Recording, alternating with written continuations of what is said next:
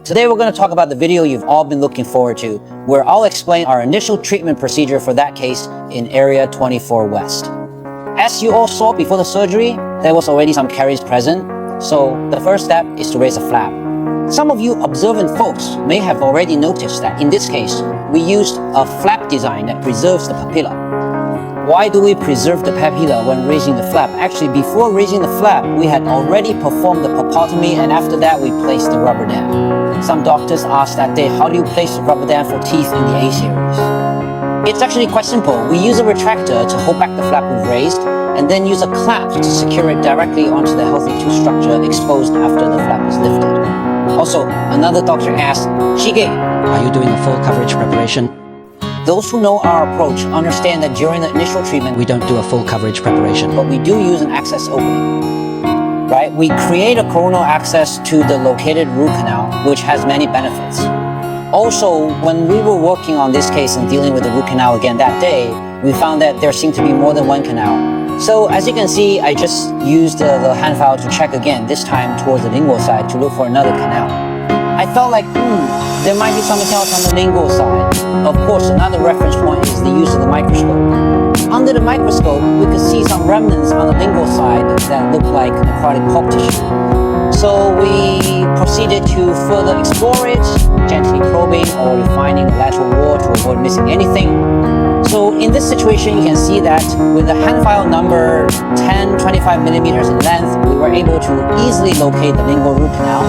Then we also confirmed that the number 10 hand file could smoothly reach the middle and upper part of the root canal. You see, I didn't insert it all the way in, right? Then use an orifice opener to officially enlarge the canal entrance.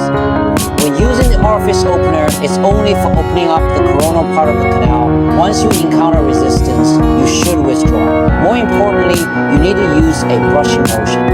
Here, some doctors later messaged me privately asking, Shige, if you don't properly shape the buccal wall and just proceed with preparation, won't it affect the irrigation effect? Yes, it will, but this time we're only performing the initial treatment. By the way, to add to what I just mentioned, the material we placed was a gel form of calcium hydroxide. After placing the calcium hydroxide gel, you can see that we use medical PTFE tape to seal the access from the occlusal surface. Alright, under the microscope, after repeatedly confirming, we noticed before etching that there was still a gap at the margin, so we compacted it again. After compacting, we proceeded with selective etching. Once the etching was done, we applied the 8th generation adhesive and then performed the bulk fill restoration.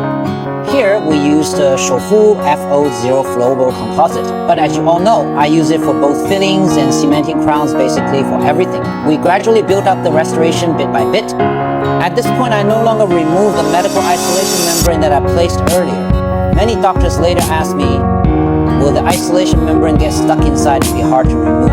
The isolation membrane is there, but it might get stuck if you pack it too tightly or if the restorative material presses down on it, making it hard to pull out later. So, as long as you do it like I just did, now when we check, the packing is relatively loose, but we can ensure that the resin material hasn't pressed down on the isolation membrane and there shouldn't be any major issues.